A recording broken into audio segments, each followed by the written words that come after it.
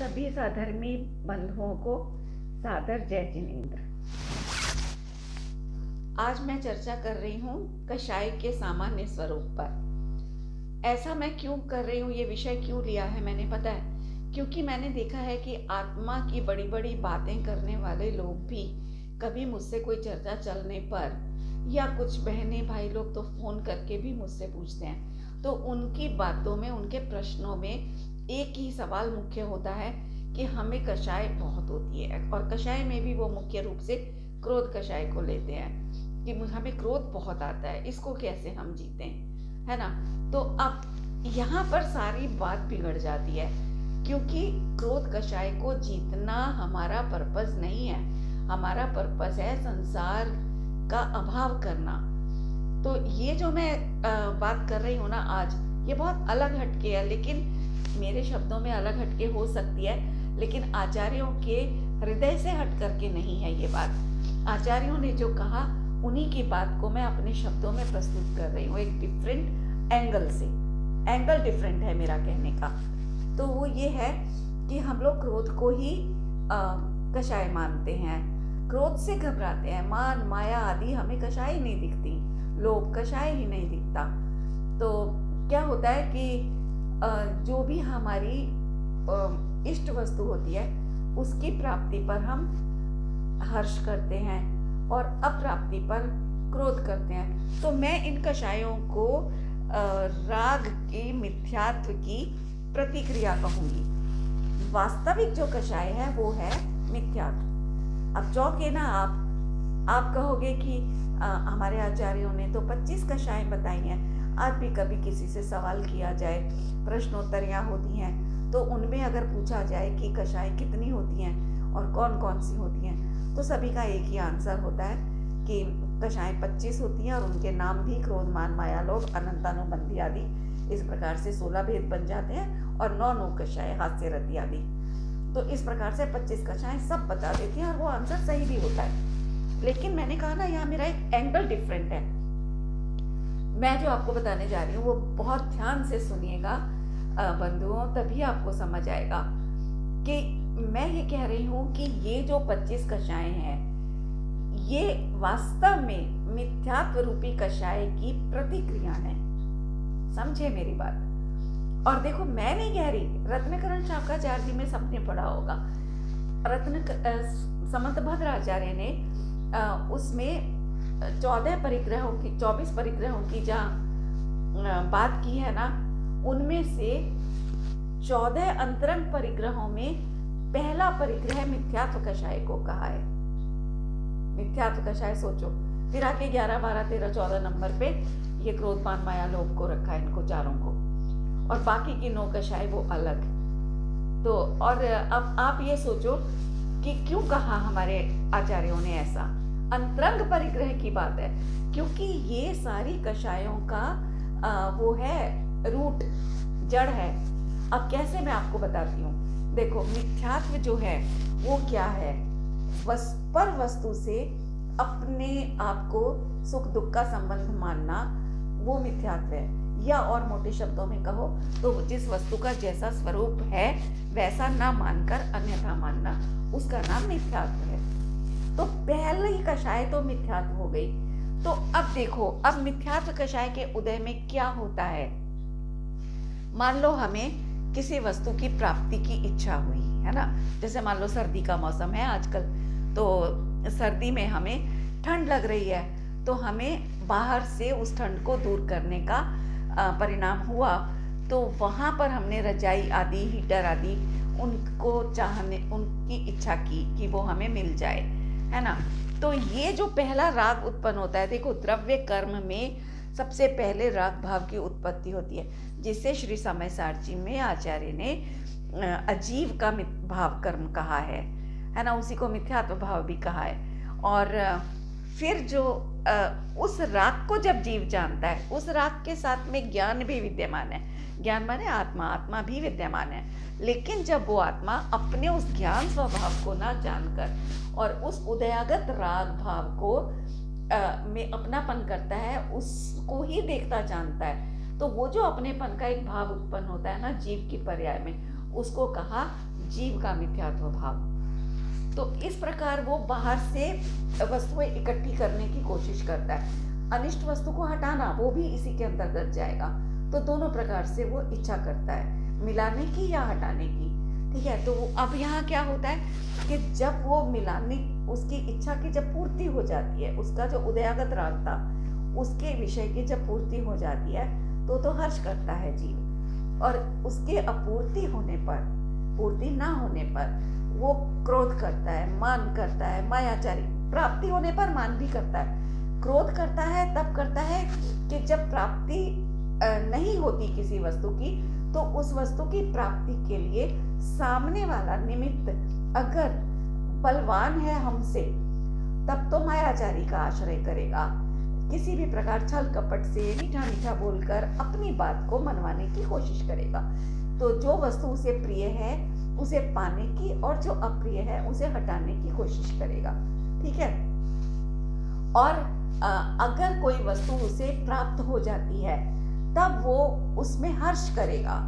तो जब, और दूसरी एक पॉइंट और है इसमें, अगर वस्तु की प्राप्ति नहीं होती है, इच्छित वस्तु की प्राप्ति नहीं होती है जब, तब अगर सामने वाला निमित्त हमारे से कमजोर है तब क्रोध कषाय का भी आश्रय लेगा। दोनों बातें आ गई। बलवान निमित्त सामने होगा तो छल कपट करेगा अर्थात मायाचारी करेगा, और अगर सामने वाला निमित्त कमजोर है तो क्रोध कषाय करेगा, उसके ऊपर क्रोध दिखा करके अपनी बात मनवाने की कोशिश करेगा किसी भी प्रकार से। तो निश्चित सी बात है कि ये क्रोध आदि जो कषाय है ये उस मिथ्यात्व भाव की प्रतिक्रियाएं मात्र हैं। इस बात से सिद्ध हो गया होगा आपको। अगर अंदर में मिथ्यात्व भाव नहीं होगा तो ये क्रोध आदि की प्रतिक्रियाएं भी नहीं होंगी। देखो, खत्म हो जाती हैं। आचार्यों ने कहा है कि सबसे पहले दर्शन मोह कर्म जाता है। दर्शन मोह में मिथ्यात्व भाव आता है ना। मिथ्यात्व के 3 भेद लिए हैं दर्शन मोह में। फिर उसके बाद चारित्र मोह आता है। तो ये सारी कषाएं जो हैं ये चारित्र मोह के खाते में रखी हैं आचार्यों ने। तो ये बाद में जाती हैं। वो मिथ्यात्व का जो स्विच है ना वो बंद हो जाता है। तो ये चलता पंखे का जो दृष्टांत देते हैं ना आचार्य, कि चलता पंखा स्विच बंद करते ही थोड़ी देर घूमता है फिर अपने आप बंद हो जाता है। उसको बंद करने का प्रयास नहीं करना पड़ता। लेकिन जब लोगों के सवाल सुनती हूँ ना कि हम अपने क्रोध से बहुत दुखी हैं, या हमारे घर में संबंधी लोग बहुत क्रोध करते हैं, हमें बहुत तकलीफ होती है, हम क्या करें, तो इन बातों से पता चलता है कि हम अभी इतना स्वाध्याय कर करके भी धर्म को नहीं समझे हैं। हमें उस कषाय को, उन क्रोधों को नहीं देखना, क्रोध को, मान को, उनको नहीं देखना। हमें अपने अंदर पड़े हुए उस मिथ्यात्व को देखना है कि हमें किसी अनिष्ट वस्तु को हटाने की या इष्ट वस्तु को प्राप्ति करने की जो इच्छा उत्पन्न हुई है वो क्यों हुई है ना। तो देखो, सबसे पहले द्रव्य कर्म की अवस्था जो होती है वो मतलब उदय रूप, जब उदय आता है किसी भी राग भाव का तो वो द्रव्य कर्म की उदय रूप अवस्था होती है, जिसे गोमट सार जी की छठी गाथा में कहा है कि द्रव्य कर्म की उदय रूप अवस्था का नाम वो है, क्या कहा है उन्होंने, मैं शब्द भूल गई। द्रव्य कर्म की उदय रूप अवस्था का नाम मैं भूल गई हूँ, चलो फिर आप देख लेना छठी गाथा में। तो उन्होंने जब ऐसा कहा है तो इसका मतलब सिद्ध है कि सबसे पहले द्रव्य कर्म के उदय में राग भाव आता है। तो जीव जब उस राग भाव को जानता है तो उसके प्रति अपनत्व भाव तुरंत खड़ा होता है उसको। तो वो जो उसकी पर्याय में फिर एक और राग भाव की उत्पत्ति होती है, वो जीव का भाव कर्म, भाव कर्म, सॉरी, वो गोमट सार जी की गाथा में भाव कर्म शब्द आएगा। उसमें ये कहा है कि द्रव्य कर्म की उदय रूप अवस्था का नाम भाव कर्म है। ये कहा, ये कहना था जो मुझे शब्द भूल गया था। तो हर चीज में देखो, हर एक शास्त्र में, चाहे द्रव्यानुयोग के शास्त्र उठा लो, चाहे करणानुयोग के उठा लो, चाहे चरणानुयोग में, सब में एक ही बात आई है। बस हमें उसका भाव निकालना आना चाहिए, वीतरागता चारों में से खींचनी आनी चाहिए। तो सबसे पहला प्रयास जो पुरुषार्थ होता है जीव का, वो द्रव्य कर्म में जो उदय में आया है राग भाव, उसको हटाने का नहीं होता, वो तो चारित्र मोह के खाते में चला जाता है। सबसे पहले उसको देख करके जो उसकी अपनी पर्याय में एक और स्निग्ध भाव, जो मोह भाव जिसे कहेंगे, जीव का भाव कर्म, वो जब उत्पन्न होता है तो वो वहां लड़ाई लड़ता है, उससे लड़ाई लड़ता है। उसको हटाता है कि जितने भी उदयागत राग भावों को वो जानता है उन सबको पुद्गल के खाते में डालता जाता है। पौद्गलिक द्रव्य कर्म उनके खाते में डालता चला जाता है कि ये मेरा परिणाम नहीं है, ये तो पुद्गल का परिणाम है।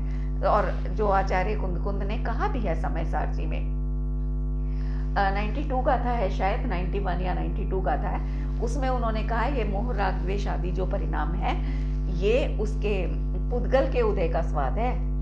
पुद्गल का स्वाद कहाँ है उसको सोच लो। तो वो इस चीज को बिल्कुल ऐसा ही मानता जाता है कि देखता जाता है प्रत्यक्ष अपने ज्ञान भाव से भिन्न। तो उसको लगता है जैसे उसने उसको जाना, तो मैं तो अपना बता रही हूँ कि जब मैं कभी ऐसा अभ्यास करती हूँ तो अक्षरशः सही होती है आचार्यों की बात, एक एक चीज सही दिखाई देती है अपने अंदर में। कभी आप भी देख करके देखिए, बड़ा मजा आएगा कि उसको वो उदय में आया हुआ जो राग भाव है ना, जब वो उसको देखता है तो उसे तुरंत समझ आता है कि अरे ये भाव कहाँ से आया, मैंने तो किया ही नहीं।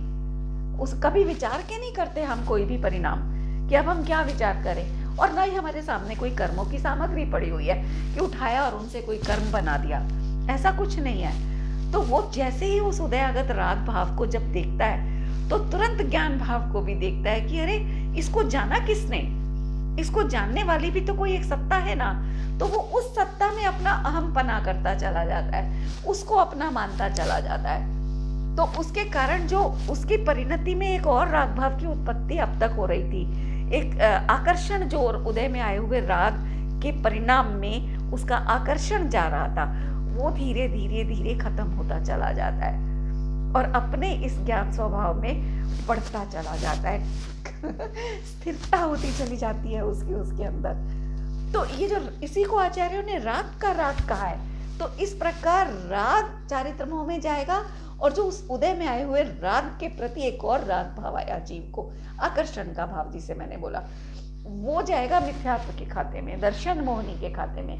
तो उस राग से लड़ाई लड़ता है क्योंकि वो तो परद्रव्य है, जो द्रव्य कर्म में उदय आया वो तो परद्रव्य है, उसमें कुछ नहीं कर सकता। हम पड़ोसी के घर में अगर कोई पौधा लगाए पेड़ और उसकी छाया हमारे आंगन में पड़ रही है तो उससे हम उसको हटाने नहीं चाहते कभी भी उसके पेड़ को। हमें पता है कि वो उसके घर में है, मेरे घर में नहीं है, उसकी छाया मेरे घर में पड़ने के से ही कुछ नहीं हो जाता, वो पेड़ मेरे घर में नहीं आ जाता।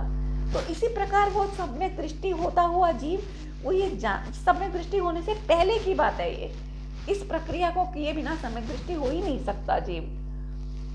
तो ऐसा नहीं है कि सम्यक होगा तब ये भेद ज्ञान चालू होगा, नहीं, पहले भेद ज्ञान शुरू होता है, पहले अपने स्वभाव में अहमपना आता चला जाता है, फिर सम्यक दृष्टि हो जाता है। तो उसको ये पता चल जाता है कि ये जो उदय में राग आया है ये पर द्रव्य मतलब द्रव्य कर्म के पर्याय है, उसकी एक अवस्था है, उसकी परछाई मेरे में पड़ रही है, जिसे हमारे आचार्यों ने कहा जलकन, कि ज्ञान में मेरी इतनी निर्मलता, इतनी स्वच्छता है मेरी एक पर्याय में कि उसमें उसका प्रतिभास बन रहा है उदयागत राग का, और मैं उसमें अपनापन कर रहा था आज तक, उसी को सब कुछ मान करके उसकी पूर्ति में लगा हुआ था। इस प्रकार द्रव्य कर्म को पोषण देता आ रहा था, जबकि ये तो मेरे से अत्यंत भिन्न है, पड़ोसी के घर की छाया की तरह से। तो वो उस राग भाव से भेद करता है, जिसको प्रतिभास कह रही हूँ, जिसको जलकन कह रहे हैं आचार्य, उससे भेद ज्ञान करता है। उदयागत राग को देखता ही नहीं है वो सिर्फ अपने ज्ञान को देखता है और उस प्रतिभास वाले उस विकल्प को देखता है, उस परिणाम को देखता है, और फिर बहुत तरह से चिंतन करता है। कभी तो बोलेगा कि ये ज्ञेयाकार भी नहीं, ये तो ज्ञानाकार है क्योंकि ज्ञान से ही बना हुआ है। कभी देखेगा कि ये तो पुद्गल का स्वाद है, इसमें आकुलता है, सारी पुद्गल का स्वाद है, मेरे अंदर तो है नहीं। फिर कभी देखेगा अनादि अनंतता से, मतलब अपने गुणों को उठाता चला जाएगा कि मेरा तो लक्षण है अनादि अनंतता, चिन्मय ज्योति है ना, इस तरह से चैतन्य मात्र मैं हूँ, और इनके अंदर तो ना चिन्मयता है ना अनादि अनंतता है, नए नए आते हैं चले जाते हैं। इस प्रकार नाना प्रकार से भेद ज्ञान करता चला जाता है वो जीव। तो ये है राग का राग, इसका वो अभाव करता है साथियों, और यही हमें करना है, क्रोध आदि को नहीं देखना।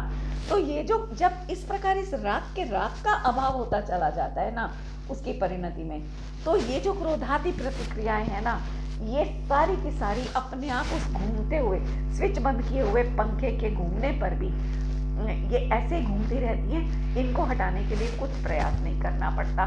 उसका मोक्ष की प्राप्ति होने तक, सम्यक दर्शन से लेकर, मतलब चौथे गुण स्थान से लेकर 14वें गुण स्थान तक, सिद्धावस्था होने तक उस जीव का यही पुरुषार्थ चलता है कि मैं ये कषाय मात्र हूँ ही नहीं, क्रोध मैं नहीं, माया मैं नहीं, मान मैं नहीं, हर प्रकार से ये सब मैं हूँ नहीं, मेरा स्वभाव ही नहीं है, मैं सिर्फ और सिर्फ ज्ञान मात्र। इस प्रकार वो इससे लड़ाई लड़ता है, अपने अंदर अपना ऑपरेशन करता है।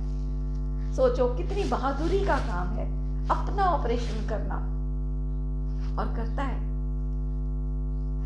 इस प्रकार वो सक्सेसफुल होता चला जाता है। तो मेरा कहना यहाँ पर यह है कि कषायों का सामान्य स्वरूप हम समझें कि वो जो 25 कषाय कही है, वो इस राग का राग जो है ना, मिथ्यात्व भाव, इसकी प्रतिक्रिया है। अगर ये नहीं होगा तो ये प्रतिक्रियाएं कभी भी नहीं होंगी, कभी भी नहीं होंगी। और आपको एक बात बताऊं, जीव कभी भी पर भाव को जानता ही नहीं है, पर द्रव्य को जानता ही नहीं है। वो हमेशा जो उसके अंदर प्रतिभास बन रहे हैं ना, उदयागत राग के, उन्हीं को जानता है और उन्हीं को देखता जानता हुआ दुखी बना रहता है। मैंने बहुत बार देखा, मैं किसी से कोई बात करती हूँ तो मैं कहती कुछ हूँ, सामने वाला कुछ सुन लेता है।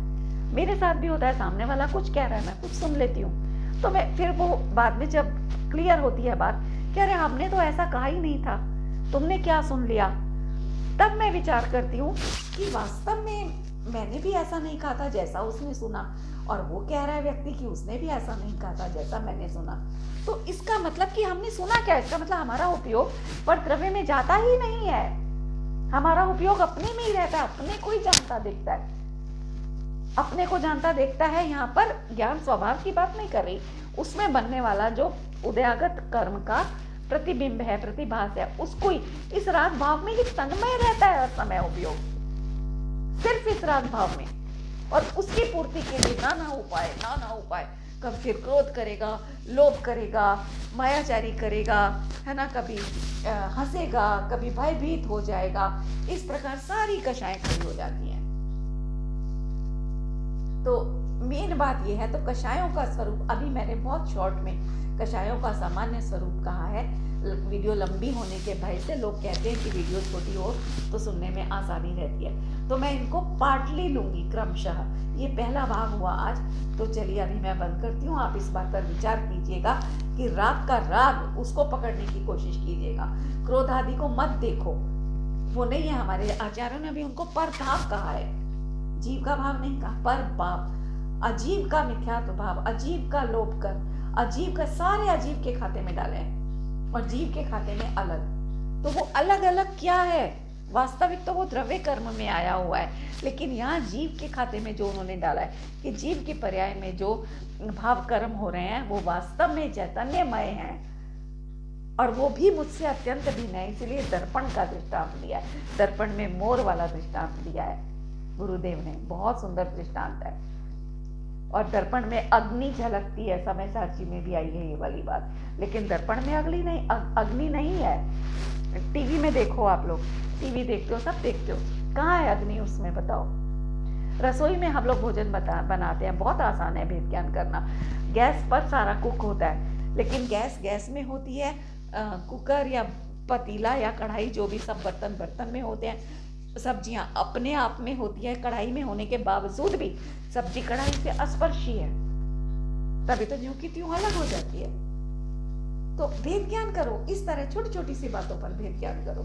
जानने देखने वाले को पकड़ो। हम स्नान करते हैं, वहां पकड़ो, हम स्नान कहाँ कर रहे हैं, हम तो जान रहे हैं, देख रहे हैं कब बाल गंदे हुए, कब शैम्पू करना है, कब क्या करना है, सारा हम जानते हैं। सब्जी बनानी है, किसकी क्या रेसिपी है, किसको किसमें कब क्या ऐड करना है, मसाला, ये सारा किस स्टेज पर उसको हमें बंद करना है, आटा गूंदना है, हर चीज में भेद ज्ञान करो, हर चीज में। गाड़ी चलाते हैं, गाड़ी चलाने में भी कहाँ हम गाड़ी चला रहे हैं, बताओ। एक अभ्यास से, जब मैं गाड़ी चलाती हूँ ना, मैं रोज जब मंदिर से जाती हूँ, तो उसके बाद कभी मुझे कहीं और जाना पड़े, सब्जी मंडी हमारे मंदिर के पास ही है, तो मैं कई बार घर आके बाद में मंडी जाती हूँ सब्जी लेने, तो मेरे कदम, मतलब गाड़ी की डायरेक्शन, स्टीयरिंग ऑटोमेटिकली मंदिर की तरफ मुड़ जाता है, जबकि मंदिर जी से अगली गली जो है वो सब्जी मंडी की है, लेकिन अबुद्धिपूर्वक वहीं मुड़ जाता है। इसको कहते हैं अभ्यास। तो मैं बहुत विचार करती हूँ इस तरह से कि मुझे तो सब्जी मंडी जाना था, मैं मंदिर जी की तरफ घुस चली गई हूँ, मोड़ दी गाड़ी। तो वो चीज़ होती है यहाँ पर साथियों, बंधुओं, कि हम लोग अपने को ही सुनते हैं, अपने को ही देखते हैं, बाहर कभी किसी को आज तक किसी ने देखा नहीं, सुना नहीं। जो हमारे अंदर द्रव्य कर्म के उदय में जैसा चल रहा है वैसा ही यहाँ हमारी स्वच्छता में प्रतिभास बनता है, और हम उस प्रतिभास को देखते हैं, सिर्फ और सिर्फ अपने से बात करते हैं, हम बाहर किसी से बात भी नहीं करते हैं। इसीलिए तो सामने की वाले की बात को नहीं सुन पाते, वो कहता कुछ है, हम सुन कुछ लेते, फलस्वरूप झगड़े हो जाते हैं। झगड़ों का कारण यही है क्योंकि हर एक जीव सिर्फ और सिर्फ अपने में जीता है, अपने को ही, अपने ही उदय में आए हुए अंदर के कर्मों में उलझा रहता है, इन्हीं की सुनता है, इन्हीं के अनुसार आचरण करता है, इन्हीं की श्रद्धा करता है ना। कि मुझे अगर जैसे मान लो अभी सर्दी लगी हुई है, मान लो सपोज, ठीक है, और मुझे एकदम से हीटर चलाने का भाव आया या गर्मा गर्म कपड़े पहनने का भाव आया, तो तुरंत उसकी पूर्ति के लिए भागेगा बाहर की ओर। तो हमने किसको देखा और किसको सुना बताओ? अपने अंदर जो एक शीत का जो एक वेदन का जो परिणाम आया, उसी को तो देखा, उसी को तो सुना, उसी को तो समझा, हर एक भावेंद्रिय ने उसी विकल्प की ओर तो दौड़ लगाई, तो उसकी ओर दौड़ा उपयोग बाहर की ओर भाग जाता है, क्योंकि अंदर तो कुछ है ही नहीं, जो है तो बाहर है, बाहर से इकट्ठा करने के लिए सब कुछ करेगा। तो ये है सामान्य कषाय साथियों। अभी आप इस पर विचार कीजिए, लाती हूँ अगला, इसका दूसरा भाग और खोलेंगे, इसको बहुत सुंदर विषय है, इसको बहुत खोलेंगे। जय जिनेंद्र।